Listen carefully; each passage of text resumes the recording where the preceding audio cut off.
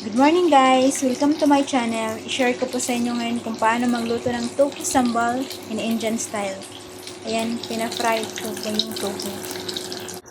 Mag-blend po tayo ng onion and garlic.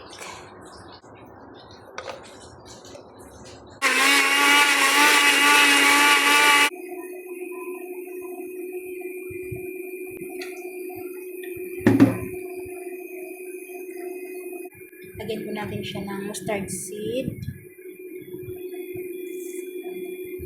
Next is the cumin seed.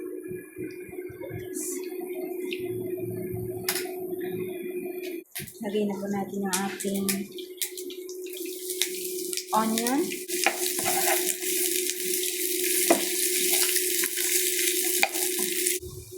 Yung ating garlic. Yung ating tomato.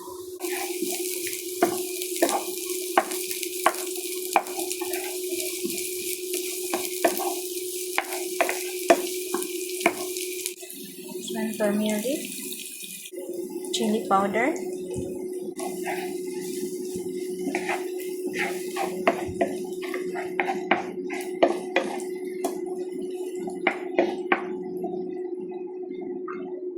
this one is chili paste.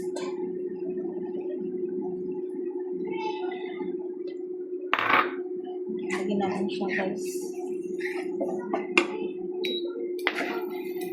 This one guys, the onion and garlic blend.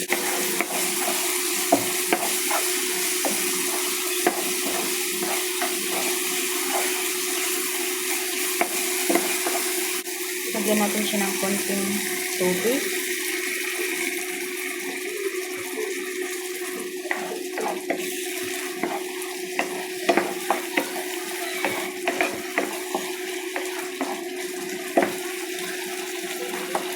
And this one, our tamarind water. Lagyan din natin siya ng salt.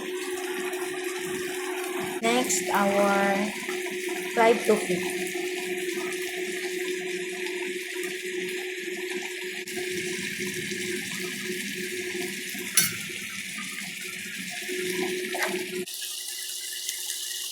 Ito na po guys ang ating tofu sambal in Indian style.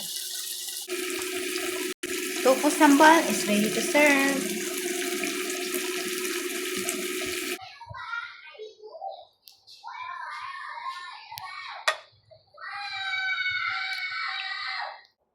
Ito na po yung ating tofu sambal in Indian style.